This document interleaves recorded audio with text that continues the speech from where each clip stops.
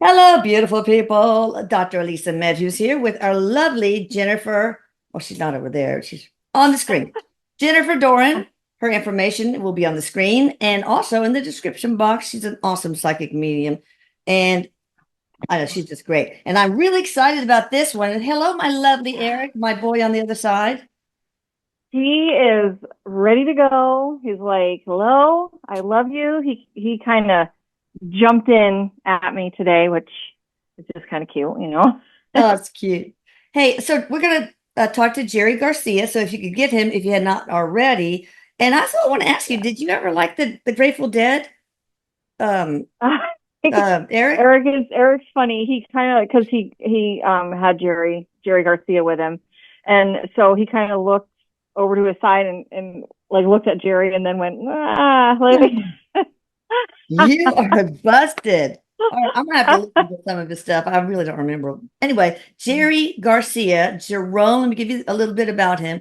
John Garcia, Jerome John, 1942, died in 1995. I didn't realize it was so long ago. Was an American musician who was the principal songwriter, lead guitarist, and vocalist with the rock band Grateful Dead.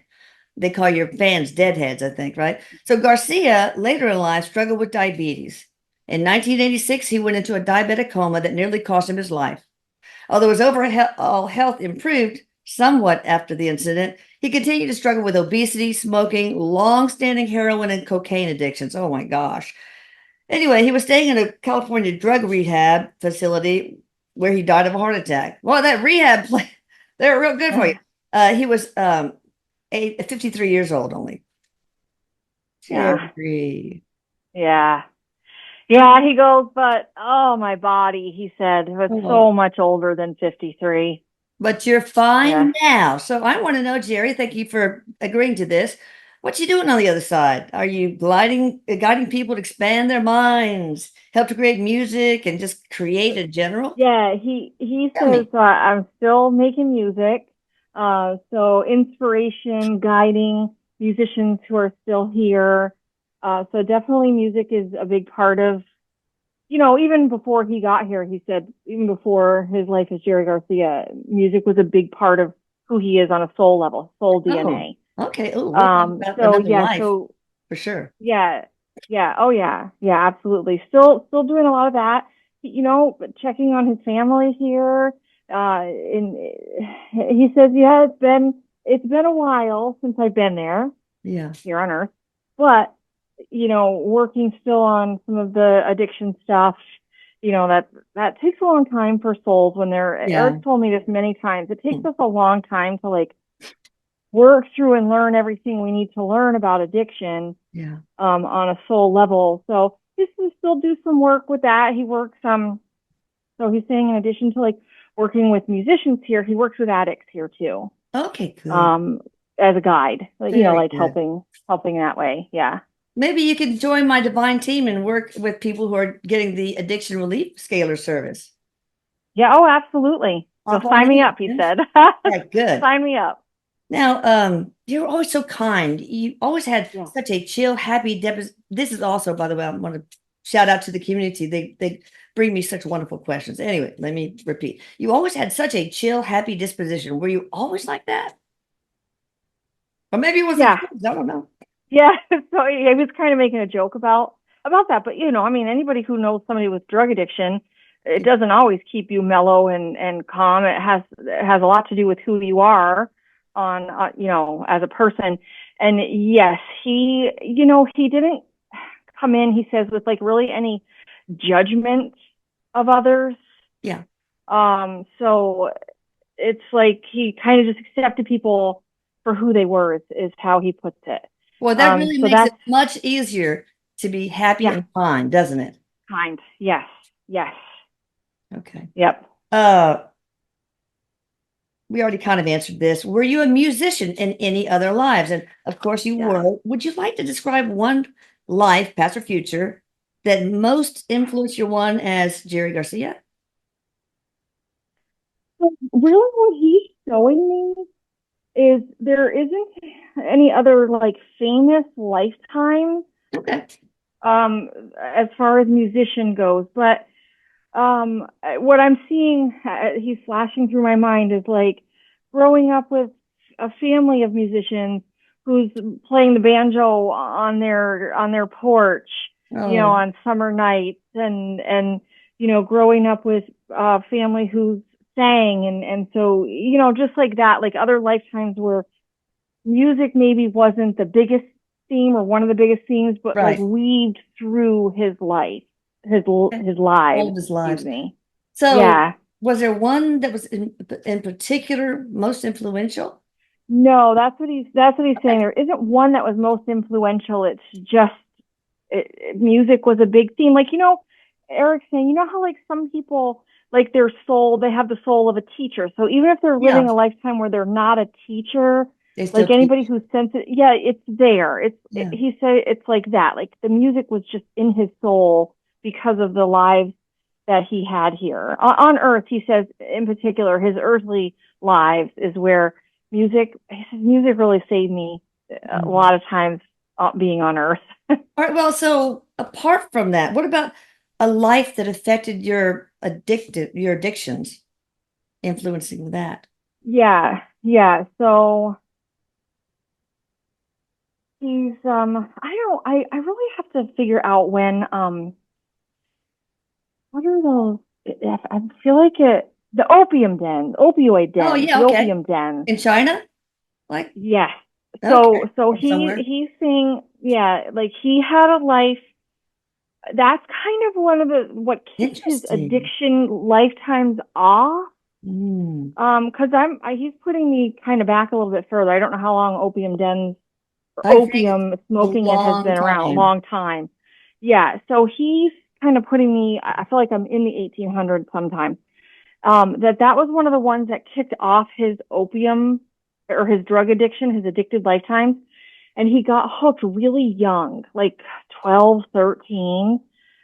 So that was like he's saying that was like his first real lifetime with addiction struggle. Yes, Although, 1800s. You're right. okay. So somewhere in there, that was like one of the first ones he had. Um, Okay. this is he's saying about probably the fourth lifetime he's Okay. come in, and I do feel like he did better this time based on what he's saying. I don't, you know, he probably we could say he said died because of his addiction, Yeah. but not necessarily. You know, he didn't die in the gutter. Oh, You yeah. know, with a No. syringe in his arm. Like in Okay, maybe so another lifetime. Others. yes, yeah, like he was trying to do better, trying to kick the habit, but it just had a real grip on him, is Mm. what he said. What were your parents like? He said lovely. Oh, So they, feeling. yeah, Yeah. he's saying he had love growing up. You know, like any family, there was, you know, arguing Yeah. and struggles and challenges, but in general, the childhood there was, you know, sometimes you meet a soul that the childhood barely had any loving person. He said he was loved growing up. Oh, that's There wonderful. was love from adults in his life for sure. Now, I didn't know this about you. What was behind you not showering? First of all, is that true? Or did you just infrequent showers? Or did you take dust baths? I don't know, like an elephant?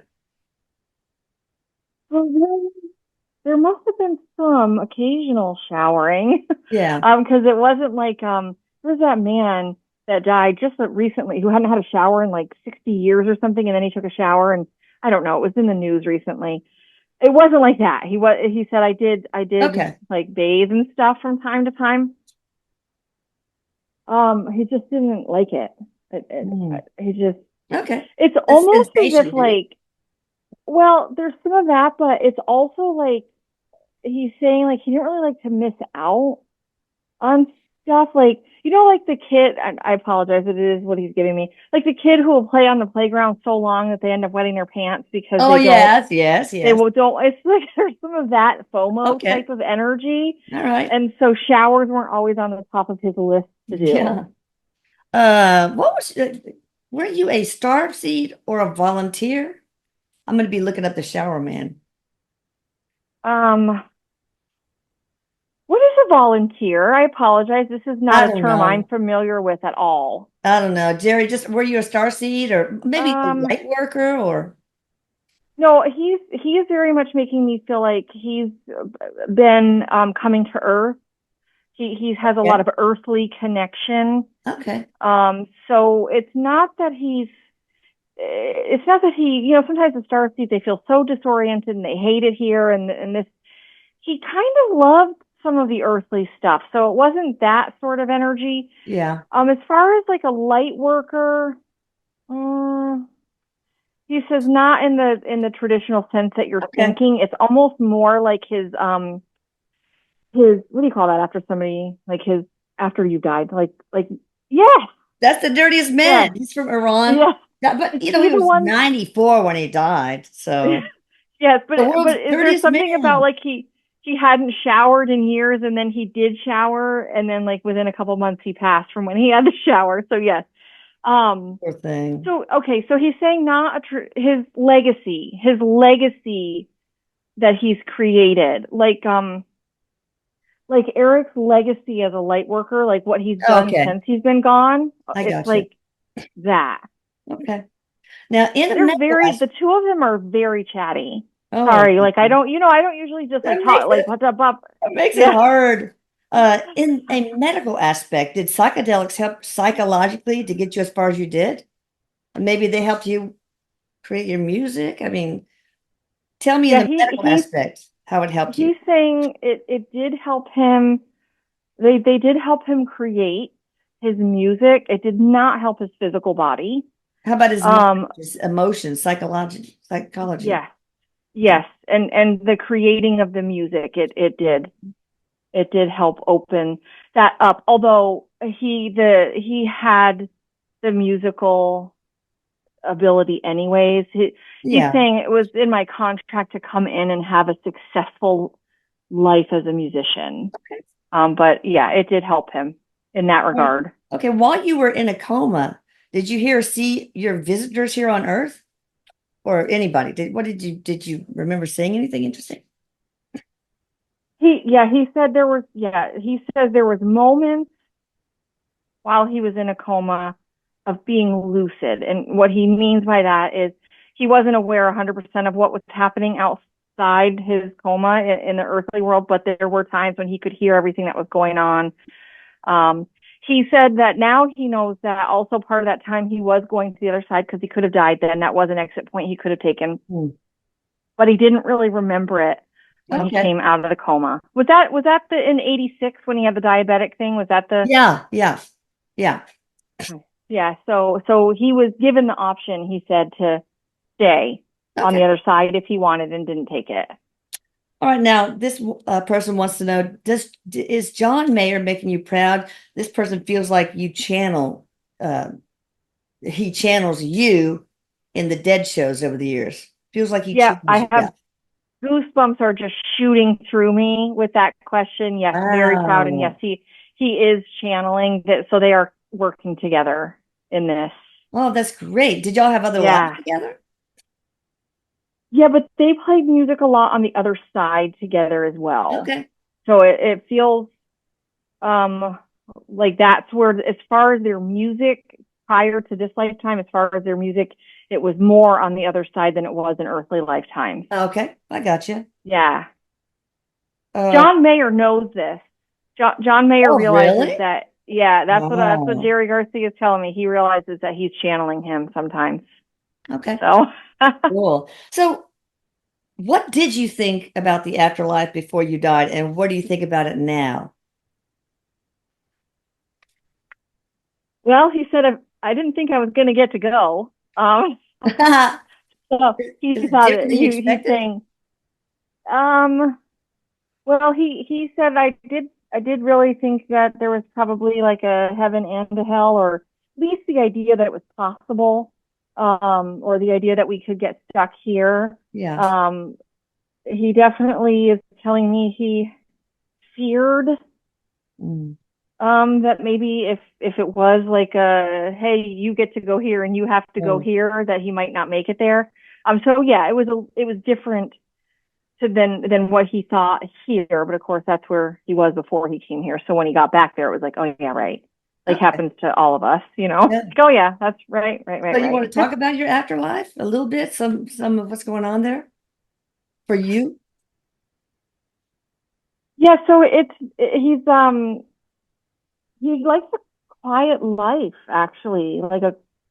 So so there is a lot of the music. He does do a lot of help with souls that are here, but his setting, so to speak, that he's Yeah. in is quiet, like where he lives, so to speak. I don't feel like I'm in a big city. I don't feel Okay. like I'm, a lot of hustle and bustle.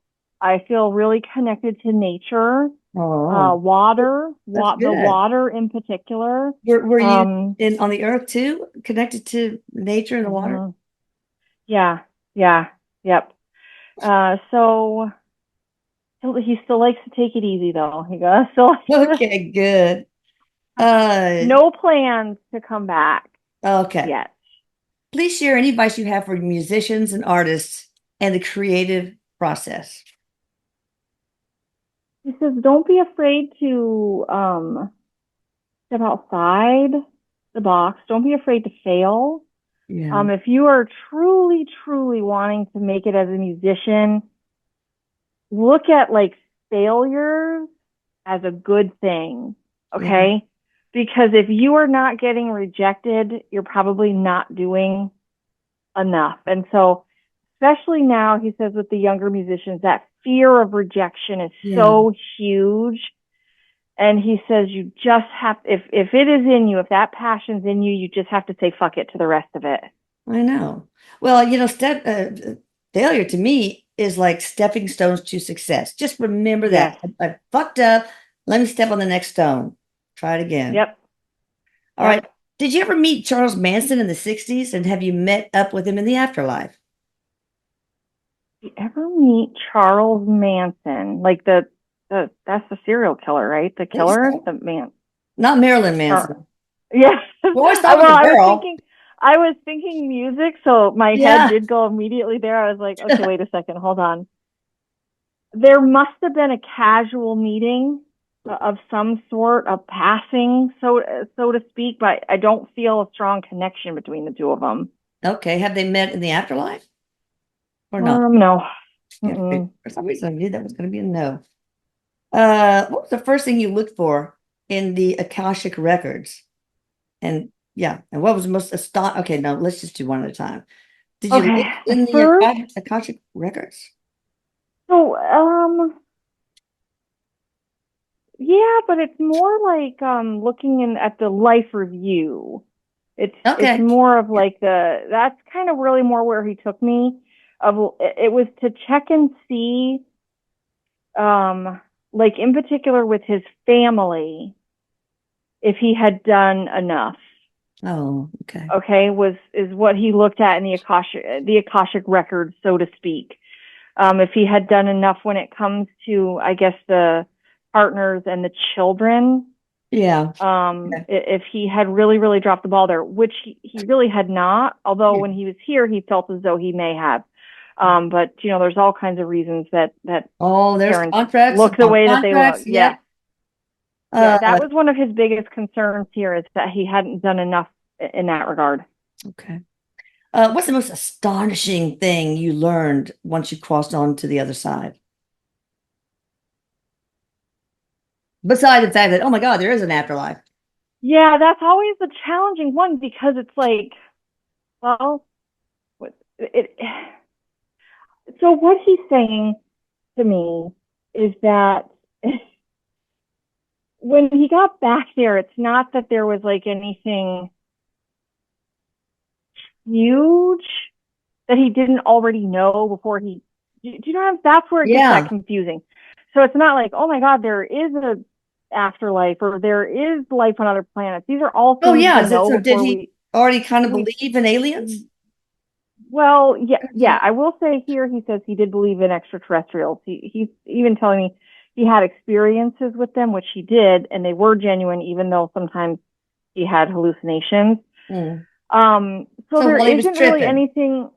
right? Yeah, Okay. yes, but he's saying when he looked back on things that other people had done in this lifetime, things that surprised that those are some of the things that surprised him. Yeah. He said like genuinely how much like my friends and family loved me, Oh, and really cared for me. And those are kind of the things that he's saying were like the biggest surprise to him, yeah. because there is, he said when he was here, there was a little bit of a disconnect between all the good he really did Yeah. and how much he helped other people. So that's what surprised him the most Awesome. That's a good, happy about, surprise. So what yes. do you think the root of your heroin and cocaine addictions was? Was it all with a pre-life contract, or do you think it was just like rooted in the opium den lifetime? Yeah, so and Erik and I have talked about this quite a bit. When a soul is working on lifetimes with addiction and they die as a result of their addiction, there is still work to do. Yeah. Okay, we can do it on the other side. It takes longer. If we choose to come back into a life, there's usually going to be addiction struggles again. Yeah. Okay, addictive personality.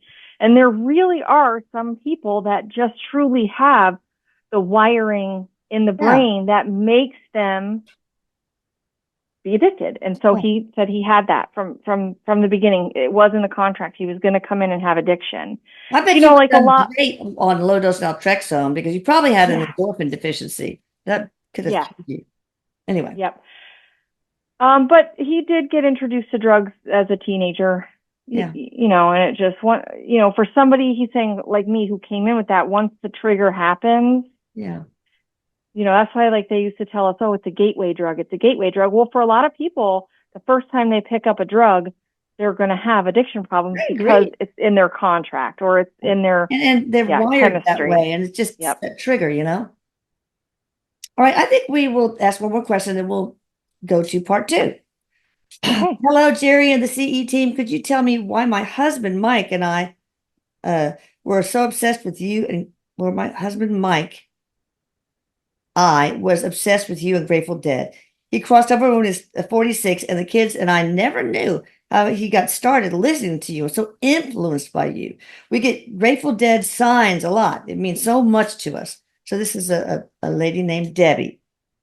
So, Okay. So whatever, I was a little confused by the question, but that they're from the same soul family. That's why. oh, oh, Yeah. So even though they didn't know each other here, they're from the same soul family. yeah. I was confused because it said Mike I, so I thought she meant Mike and I, but it was only him. Okay. Yes. Yep. So they're from the same soul family. And this is kind of like just like an interesting thing for a lot of people who are really like devastated by the death of a famous person that they didn't know. Like it's just something like, why is this upsetting me so badly? It's a soul family connection. That's why. Yeah. Because I've had clients before say like, why was I so sad when Prince died? It's like, I wasn't even that big of a fan, but when he died, I was devastated. It's like, oh, that's a soul family. Your soul recognizes that something has happened to a soul that you love. Yeah. That's what Well, that's happened interesting here. because Yeah. Lucas had this obsession with Selena, and after she died, he didn't really know anything about her or her music, Mm-hmm. but it ended up that it was true. She was part of the Yep. Soul family. Yep. Okay, we'll stop. Okay. Yeah, I was going to say, do you Yeah, want to stop? we better hit the notification bell and subscribe, please. And also give me and Jennifer and Eric and Jerry a thumbs up, please. Mm-hmm. All right. Thank you. Bye.